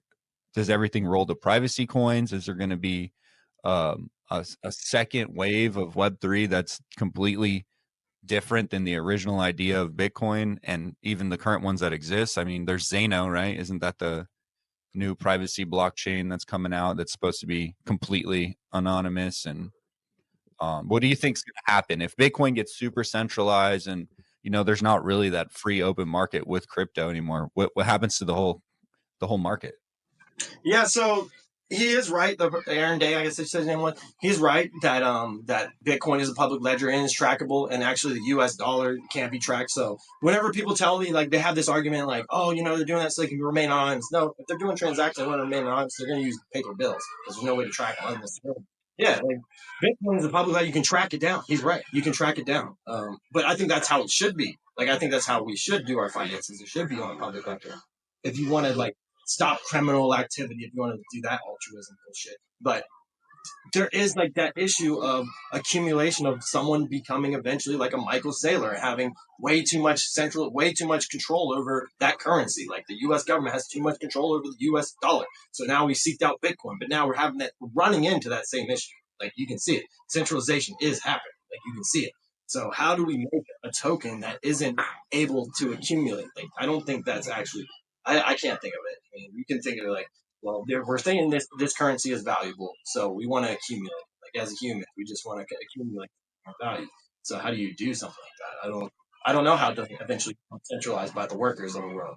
The thing that's always thrown me off about this whole equation is that we created a new currency that we're valuing to another currency that we have an infinite supply of. You know, like the government could theoretically print an infinite supply of money, buy Bitcoin up before they even report that the money was printed. Like all this digital money could be funneled by Bitcoin, and they could just keep doing that. They could print money infinitely and control whatever token because they have the direct control over the value of currency. Is it even different? Is the question. Like, is crypto really even different? It's a fucking roundabout way of spending your USD, bro. Definitely. But this is what I was going to say. I think that the solution would be is that you can't like buy the token with USD. It's like you have to work for it, like proof of hours, proof of time, you know. But how do you value it? We put a value on it the same way we put a value on the dollar. But you would be valuing it to dollars. No, you'd be valuing it to goods and services. How do you value? Like, how do you take? I mean, it's a barter system. Then that's kind of like what you're almost going to, like a digital barter system. Well, no, we just like we decide, like your milk is worth $5. Your milk could be worth 5 Monero, 5 Zano, 5. You know what I'm saying? It could be worth 5 whatever, 5 Solana. It's based on the good. The milk is what it's determining that worth of that. And say whatever the token is based on. So maybe the token is based on eggs that are produced from chickens in your county. So if there's a lot of eggs, there's a higher value. What do you think, Alex? You think we're going to tokenize everything? Is that the future? All of the assets coming onto the blockchain one way or another, and a nonstop 24/7 digital economy that runs on the blockchain? 100%. But we got so many people pushing against it, like because they have financial incentives to push against it. Like the U.S. government's like, hey, we can keep on printing off you. Like, what the fuck, dude? We're gonna give away that? No, we're gonna push against that. We're gonna create regulation, endless regulation. We're gonna have it so hard to fucking onboard. You can only use this ramp and that ramp. You can only get it if you go through Coinbase, where you need to be doxxed. You need to. Dude, to get a fucking US dollar, it's so much easier to get a fucking like a portion of a Bitcoin. Like they're gonna create so many hurdles for this shit to try to push back on giving away the farm, dude. And it makes sense. Like, why give away the farm? Like, why give away? Like, we're gonna make sure it's hard. Like, it's so hard to just transfer fiat to crypto. Like, they make it so. Why do they make it so hard? Like, why do they make it long? Why do you guys give a fuck so much about this cryptocurrency shit? Why do you guys need to overregulate the fuck out of it? Like, why? Like, why do they need to overregulate it? They don't have their bags packed yet, bro. Yeah, but decentralization will win over time. It's just going to take more time. That's all it is. It's like decentralization will win over time. But yeah, I come back now to the question of like, does Michael Saylor have too much centralized Bitcoin now? Like, does someone owning 2% of the currency that we're all going to be using, is that going to be a problem for everyone? Can they fuck with everyone's currency? Can one person fuck with everyone? Can the U.S. government can Michael Saylor fuck with all of our currency at that point? Well, how much does BlackRock and Grayscale own? That's what I'm saying. Like, they're just getting more and more centralized. Like, it's just going to prevent it from succeeding almost. Like, that was always my perspective. Like, because back in the day, people would be like, "Oh, fuck XRP. It's the banker coin." I'm like, listen, who got the money? All right, the magic money machine where they go boop and they can just print as much money as they want. They can put in whatever currency they want. They can put in whatever token they want to. You know, as long as they can't inflate it, then that's the other story. That's a different story. But I'm just saying, like, you know, these guys are going to own. They're going to own it all. They have all the money and they have all the resources. You know, real resources too, not just the dollar resources. They got actual. I mean, BlackRock just is freaking buying up the Panama Canal. Like, you tell me that they don't have the resources to also buy your whatever tokens are out there and hold a huge reserve of that. So I don't know. I never understood that.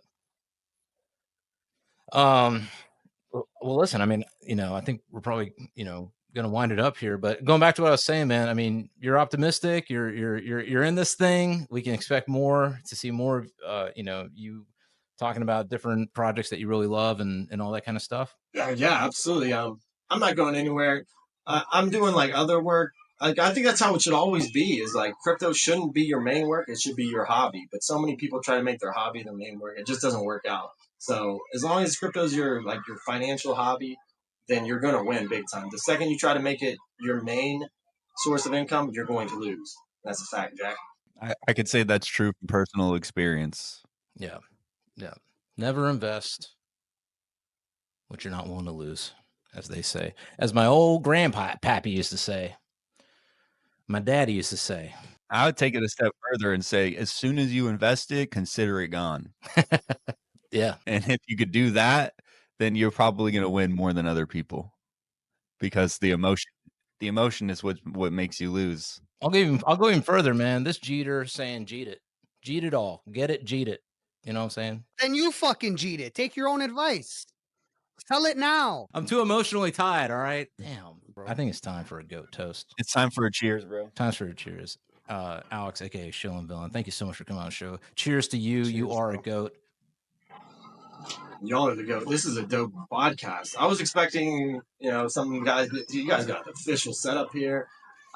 I wish I had a. You guys got green screens. It looks like with I don't know what type of mics those are. What type of mics are those? The Rode mic. Rode mic. Listen, Rode, yeah, man. You guys got the full equipment. Jeez, you guys went hard for this stuff. Rode. You guys love it. Super hard. You want to sponsor us? Yes, sir. Sponsor us, Rode. Yeah, we out here talking about you. We're looking for sponsors. Check out our sponsors: Blondebeard, Century H2O, and Nano Pads. We're dropping check them out. Dropping it all in the comments. And then also $$ TGS token, right, guys? We're dropping. No, that will never come. That will never fresh. Never, bro. If it drops, we got Shillin Villain on our show. We can send him no. 3. And he said no too. 10 he million. said no too, bro. Maybe Alex can get us some angel investors, bro, and then we can lock it down. You know what I mean? You guys. All right, fine. We'll just keep making shows and doing that thing, and eventually we'll get to the promised land. But again, thank you so much, Alex, for coming on the show. I really appreciate it. And all y'all, stop fucking talking shit.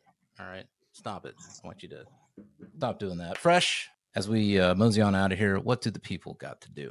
Like, subscribe, hit the bell, drop a comment, send it to your mom, your dad, your aunt, your uncle, and everybody, and go fuck yourself.